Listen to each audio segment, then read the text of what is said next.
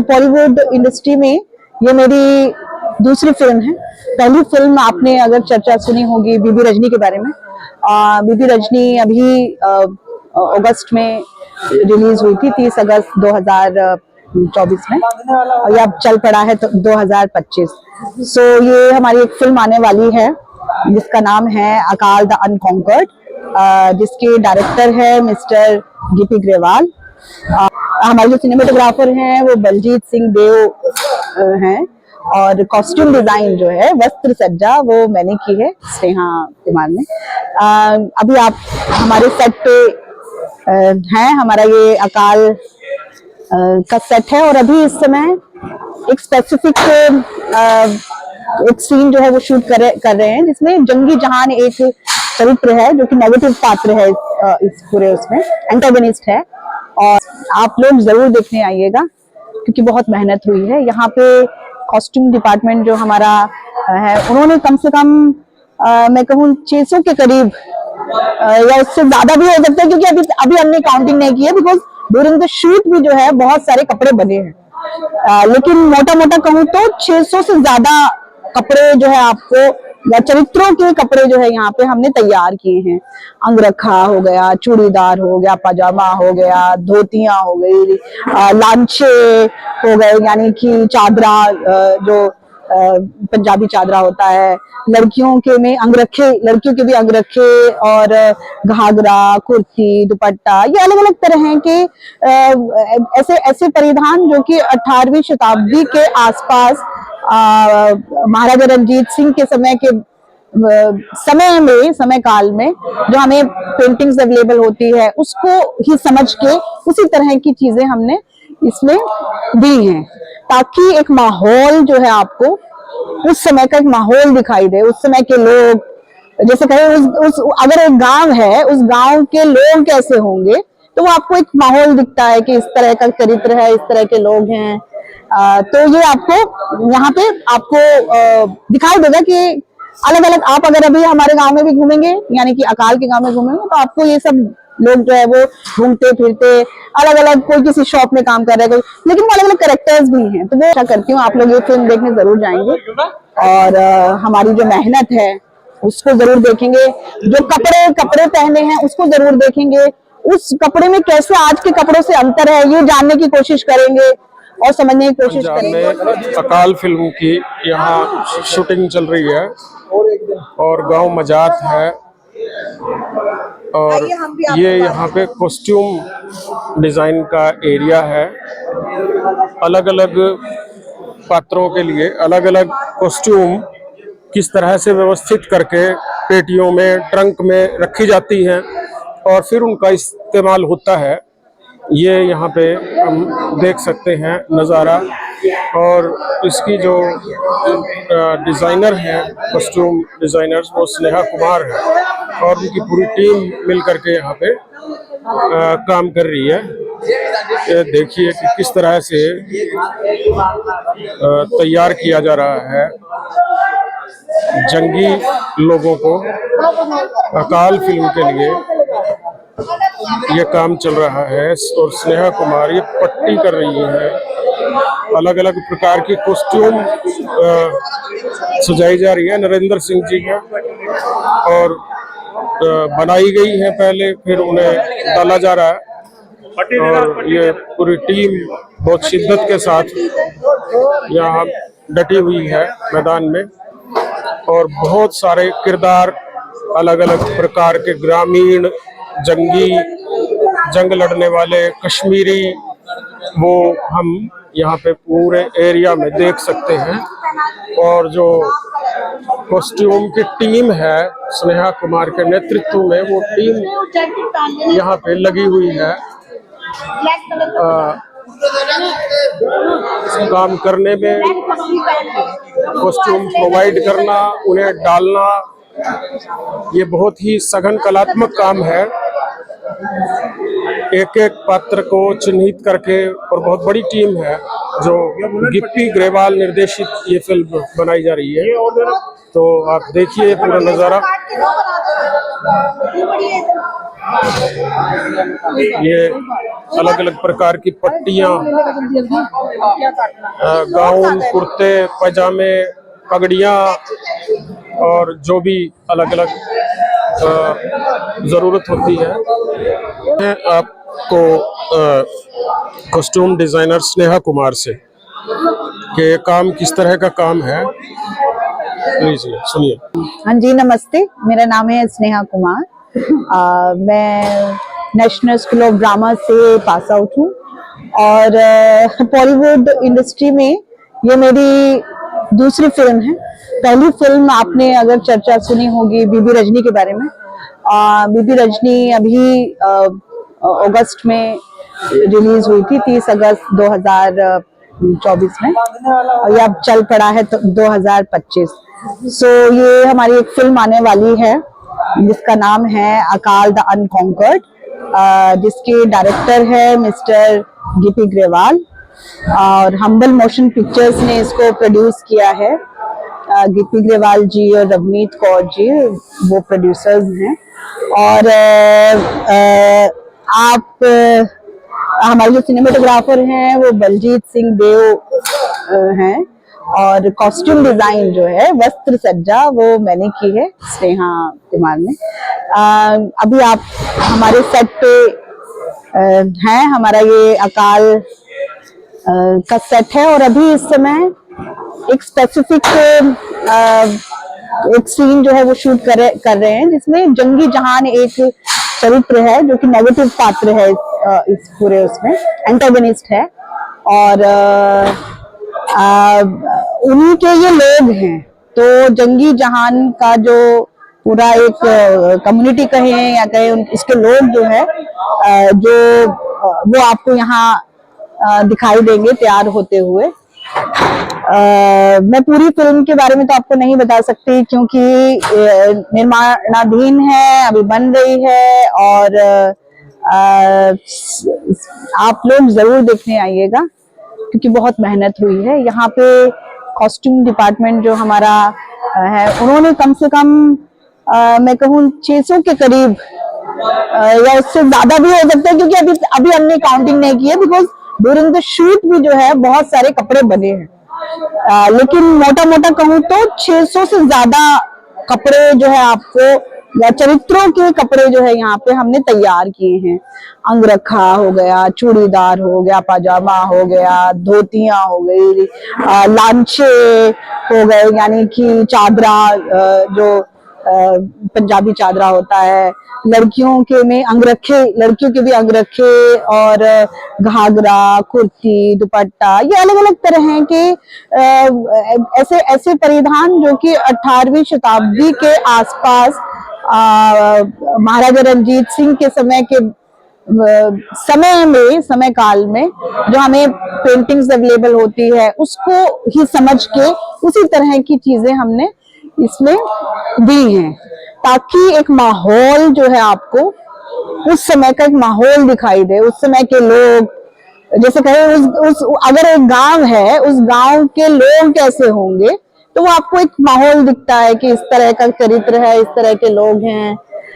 तो ये आपको यहाँ पे आपको दिखाई देगा कि अलग अलग, आप अगर अभी हमारे गांव में भी घूमेंगे यानी कि अकाल के गांव में घूमेंगे तो आपको ये सब लोग जो है वो घूमते फिरते अलग अलग, कोई किसी शॉप में काम कर रहा है, कोई, लेकिन वो अलग अलग कैरेक्टर्स भी हैं तो वो आपको इसमें दिखाई देते हैं। स्पेसिफिकली हमने इसके ऊपर काम किया है, बहुत ही कम समय में हम लोगों ने काम किया है इस फिल्म में। लगभग हमें 15 दिन के करीब अब हमको प्री प्रोडक्शन का समय जो है मिला, जो कि बहुत कम है।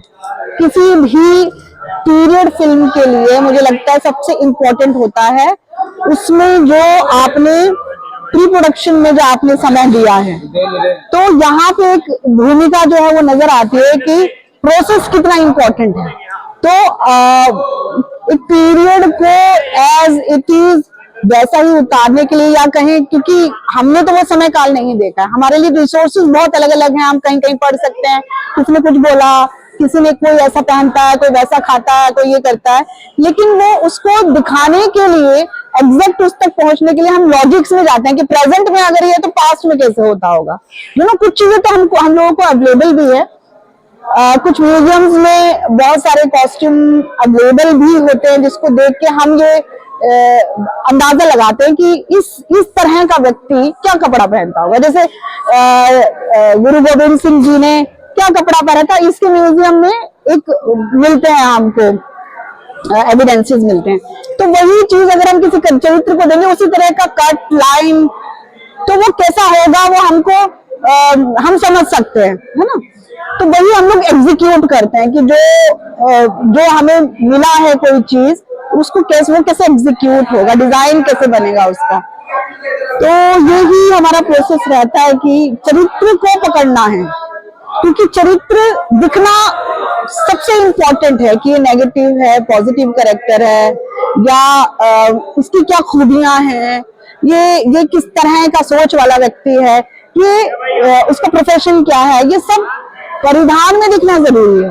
तो ये सब बातों को हम लोग ध्यान में देके जो है वो कॉस्ट्यूम का डिजाइन करते हैं, फिर उसका एग्जीक्यूशन होता है। एग्जीक्यूशन के लिए हमें एक लंबे लोग एक पूरी टीम चाहिए, जिसमें जो लोग उसको समझते भी हो कि कोई डिजाइन अगर दे दिया तो वो बनेगा कैसे, क्योंकि ये ऐसी चीज तो है नहीं कि प्रेजेंट डे में आपको कहीं भी जाओ, शॉप में है और आपने खरीद लिया, नहीं, आपको वो क्रिएट करना है।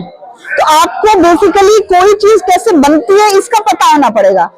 सो हमें ऐसा टेलर चाहिए जिसको पता हो कि कैसे कोई चीज बनती है, बनियान से कोई चीज शर्ट में कैसे तब्दीली आती है, शर्ट से कोट में कैसे तब्दीली आती है, कोट से थ्री पीस कैसे बन जाता है, उसको इस सब की नॉलेज होनी चाहिए। पैंट है, पैंट में भी अलग अलग तरह के डिजाइन होते हैं, तो उसका क्या हिस्ट्री रहा, पैंट कैसे पहले क्या था, फिर बाद में क्या बना, फिर क्या बना, उसका हिस्ट्री मतलब उसको समझ होनी चाहिए। हो सकता है उसने सुना हो, यू नो। सो इस तरह के लोग, स्पेसिफिक लोग होने चाहिए जिनको उसकी समझ हो, ऐसे हमें चुनने पड़ते हैं लोग।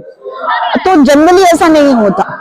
तो ये चुनाव इसीलिए मैं ये समझती हूँ कि ये माहौल तैयार करना बहुत जरूरी है कि व्यक्ति के जो स्किल है वो कितना इंपॉर्टेंट है। कि अगर लेदर वर्क है, ऐसा नहीं है कि मोची को उठा के मैं यहाँ पे कहूँ कि ऐसा बना दो, वो कर ही नहीं पाएगा क्योंकि उसको उसकी समझ नहीं है।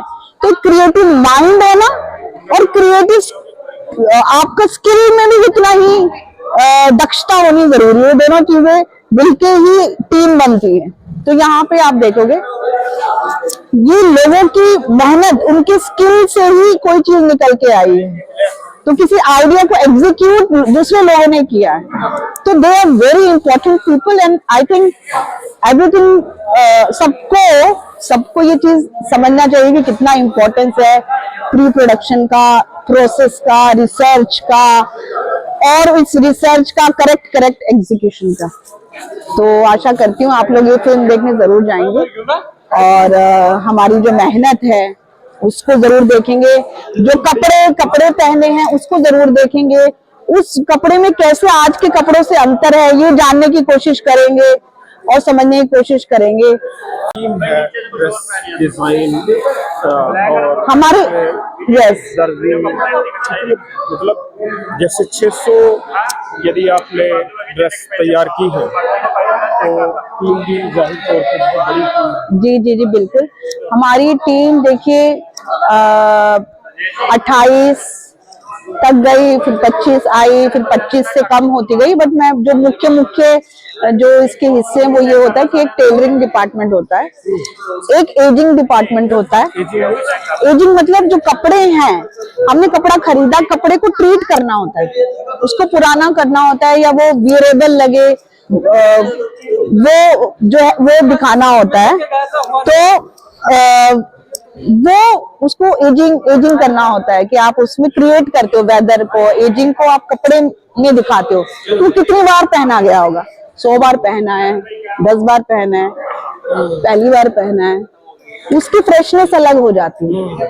तो उसके लिए तो ये सब कपड़े आप ये देखिए 5-6 बार धुले हैं, कई कपड़े प्रेस हुए हैं, वो फिर से खराब हुए हैं, यानी उनको अंबर पाउडर लगा के उनको खराब किया गया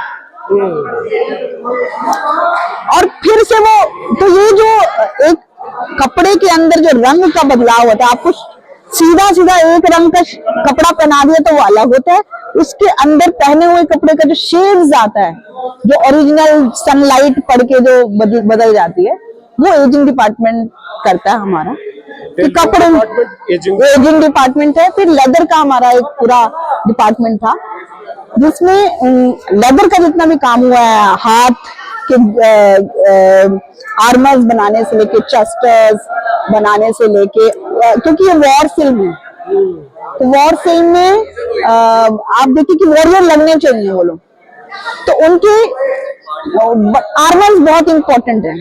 हैंड आर्मर हो गए, चेस्ट आर्मर्स हो गए, शोल्डर आर्मर्स हो गए, तो इसको बेसिकली बनाया है।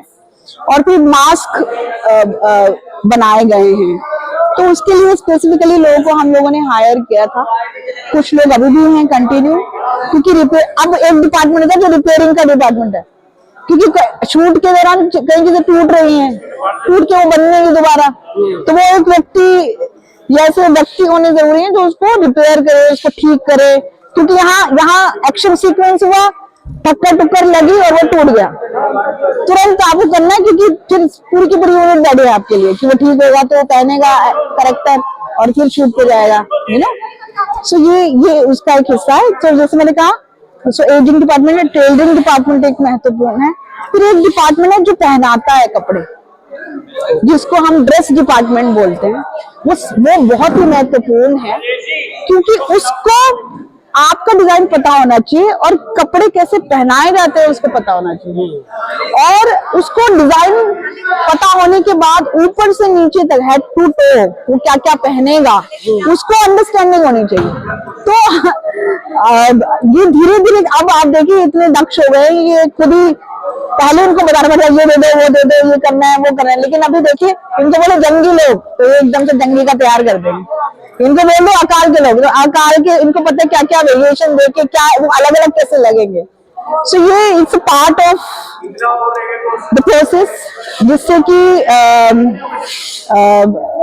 चीजें दिखने लगती हैं, माहौल दिखने लगता है। तो ड्रेस डिपार्टमेंट में अब इसमें दो तरह के लोग होते हैं, एक जो मेन कैरेक्टर्स आए उनको तैयार करता है, एक क्राउड को तैयार करता है। तो हर एक व्यक्ति, मैंने कहा, इंपॉर्टेंट है। इसमें एक और सेक्शन है, दैट इज पगड़ी सेक्शन, जो कि पगड़ी बांधता है। तो क्योंकि पगड़ी बांधना सबको आता नहीं है, तो कुछ 3-4 लोग, 5-6 लोग ऐसे चाहिए होते हैं, जितना क्राउड की संख्या है उसी के अकॉर्डिंगली उनको बांधनी होती है पगड़ी, और वो स्टाइल में बांधनी होती है, तो उनको पता भी होना चाहिए कि पगड़ी कैसे बांधा जाता है। तो बेसिकली एक पगड़ी स्टाइलिस्ट कहें, वो एक इसमें है वो उनको, और अगेन उसमें भी फिर डिवाइड हो जाता है कि एक मेन कास्ट के लिए या क्राउड के लिए। तो ये दो, उसमें भी डिपार्टमेंट अलग हो जाते हैं, आप देखिए।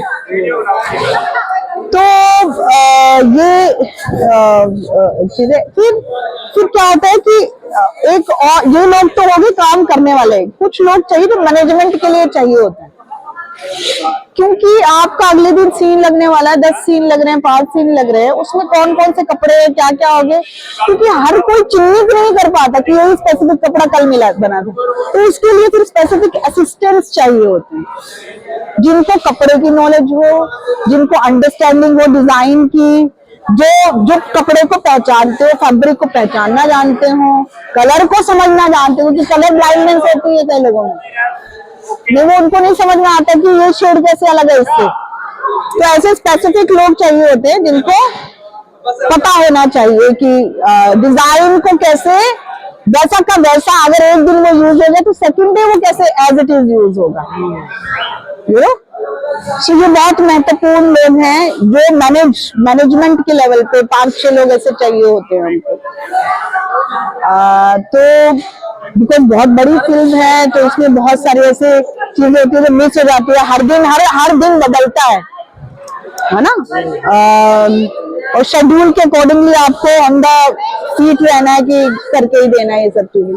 तो बहुत एक्चुअली बहुत ही बड़ी भूमिका होती है कॉस्ट्यूम डिपार्टमेंट की, कि आपका लुक पूरी फिल्म में एक जैसा कैरी हो। नहीं तो ऐसा भी होता है कि अगर आप पुरानी फिल्मों को देखेंगे तो एक सीन हो रहा है, इसमें एक शॉट लगा है, एक लड़की भागते हुए आ रही है तो उसने जूते कुछ और पहने हैं, फिर वो बैठ गई चेयर के ऊपर तो उसका जूता अलग है, सो ऐसी ऐसी सब चीजें भी, जो कंटिन्यूटी जो है वो ब्रेक होती है। तो ये सब चीजें हैं, बाकी आप सब चीजें अगर अभी बता देंगे तो फिल्म रिलीज हो रही है? 10 अप्रैल को ये रिलीज हो रही है। 10 अप्रैल ये अभी टेंटेटिव हमें जो पता है 10 अप्रैल 2025। तो आप सिनेमाघरों में जो देखने जाइएगा। बीबी रजनी से धमाकेदार एंट्री की बॉलीवुड में। जी हॉलीवुड कहेंगे? बॉलीवुड है, हाँ जी, पंजाबी और इंडस्ट्री। ये दूसरी फिल्म है। जी जी। आगामी योजनाएं क्या है? आगामी योजना अभी मैं सरदार जी 3 कर रही हूँ। दिलजीत दोसांझ जो एक्टर हैं उनकी फिल्म है वो, और हम यूके जा रहे हैं। और इस पूरी फिल्म का पूरा शूट जो है वो 2 जगह होगा, यूके में और पंजाब में। तो अभी फिलहाल उसी की तैयारी है।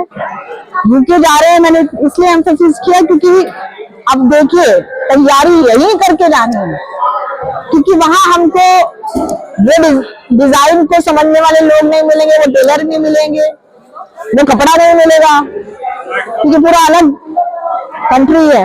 तो ये मेहनत जो है ये अलग तरह की मेहनत होगी। अब वो प्री प्लानिंग हमारी इतनी स्ट्रांग होनी पड़ेगी कि हम आज जो हमारा जो भी लुक है वो करेक्ट वही दिखे, है ना। तो चलिए आप जुड़े रहें और हमारी मेहनत को सराहें, वो बहुत इम्पोर्टेंट है।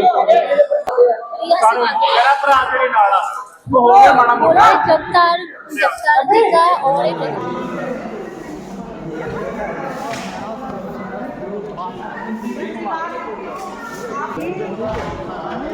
ये है मिस्टर उमेश। इन्होंने हमें बहुत लेट ज्वाइन किया है, बट ये टेलरिंग भी जानते हैं और ये बेसिकली कॉस्ट्यूम में जितना भी काम हर तरह का काम ये करते हैं। सेट पे भी रहते हैं और पूरा संभालते हैं। तो देखिए आप ये टांके लगा रहे हैं अभी। यहाँ पे आइए आप, ये नया, ये तो मैं जानती नहीं इनको, तो आप लोग आपको बुलाया, आप यहीं के हो ना? अच्छा क्या बात है। तो ये इनको इतनी प्रैक्टिस हो गई कि अब ये खुद ही इनको पता है ये लोग क्या। Thank you. और ये है विशाल का मैंने बताया था आपको, इसने डिज़ाइन भी किए बहुत सारी चीज़ें जो जंगी जहान में यूज़ हुई हैं। तो इन्होंने लेदर का काम के लिए मैंने स्पेशली बुलाया था, but he is doing multitasker. Can you see here, he is a multitasker, ये सब करता है। क्या बात है। आप यहाँ आ जाइए आप। इन्होंने बेसिकली पूरे डिपार्टमेंट को संभाला है। क्या बात है। ये पूरा जितने भी ड्रेसमैन हैं इनके अंडर हैं, सब जिस तरह से मैनेजमेंट होना है इनका काम होता है, उन्होंने किया भी है बहुत अच्छे से। आप देख रहे हैं इतनी सारी पेटियों को संभालना, है ना, सिर्फ 4-5 लोगों के साथ बहुत मुश्किल काम है, but he did it well. दादा ये लो बात लो, स्टिल ही इज डूइंग। ये लो ब्लैक पट्टी लो। ये है राजेश जी। राजेश जी नमस्ते बोलो। मंदी ये भी मल्टीटास्क कर रहे हैं। ये बिल्कुल कड़क कड़क बोल के सबको ठीक कर देती हैं, सही लाइनों में लगा देती हैं, तैयार के वहीं से भी कौन से भी गवाड़ से जो भी पिंड से आए उन सबको, मतलब अब इनको इतनी तैयारी हो गई किससे कैसे बात करनी है, कैसे तैयार। ये भी जंगी जहान के लोग तैयार हैं। सर ये जो दिख रहे हैं आपको व्यक्ति, एक बार इधर दिखाइए चेहरा अपना। ये है मिस्टर संतोष। ये बेसिकली हमारे साथ जुड़े थे, डाइंग का जितना भी काम हुआ है, क्योंकि कपड़े स्पेसिफिक कलर के अगर हमें चाहिए तो उसके लिए हम कहाँ जाएंगे, तो ये हमें वाइट कपड़ों को कलर करके दे देते थे। तो इनका काम था बेसिकली डाई करते रहना, डाई करते रहना, डाई करते रहना। अभी यहाँ पे डाई का कोई काम नहीं है, नया कपड़ा नहीं बन रहा है, तो नाउ ही इज अभी वो एक तरह से ड्रेसमेंट का काम कर रहे हैं, सबको पहना रहे हैं सबको। और बहुत ये भी मल्टीटास्कर है, बहुत ही मल्टीटास्कर। नमस्ते कैमरे में देखिए। पगड़ी दे रहे हैं हम, बहुत ज़्यादा बिजी हैं। नरेंद्र जी कहाँ है? ये है मिस्टर नरेंद्र सिंह सर। ये और ये आपको पता होगा, ये इंडिपेंडेंट डिज़ाइनर भी हैं और हमारे साथ टीम में इन्होंने बहुत अच्छे से काम किया है, बहुत पूरे वार्डरोब इंचार्ज है, पूरे संभाला है इन सबको सर। लो पट्टी। और बहुत अच्छे से आप देखिए, अभी भी सुबह से 4 बार कपड़े अदला बदली हो चुके हैं, लोगों के 200 से ज़्यादा का क्राउड है और ये अभी तक तैयार करवा रहे हैं। तो आप हालत देखिए कि क्या है। आज मैं आई हूँ।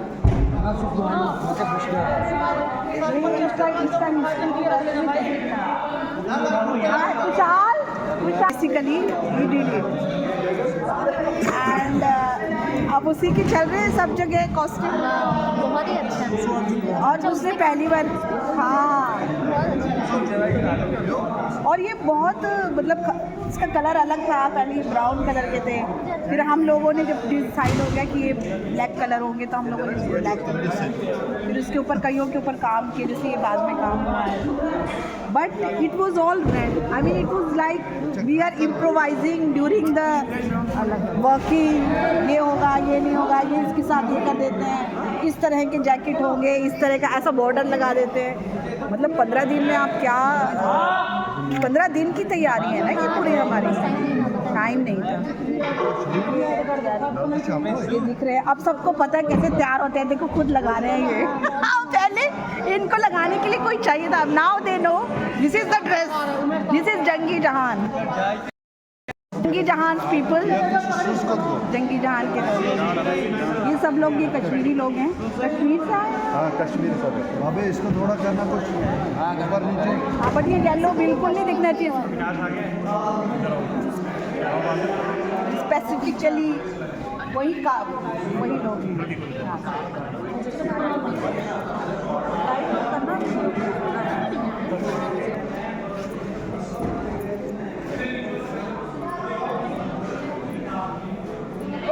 पीछे पीछे जल्दी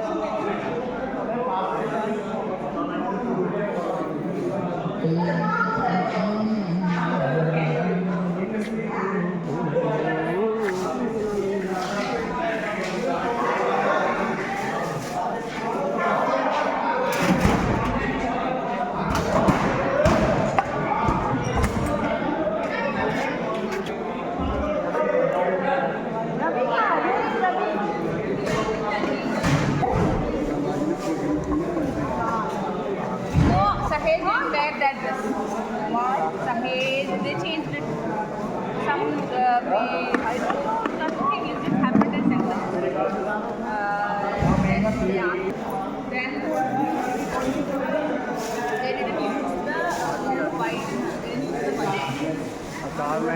use the white.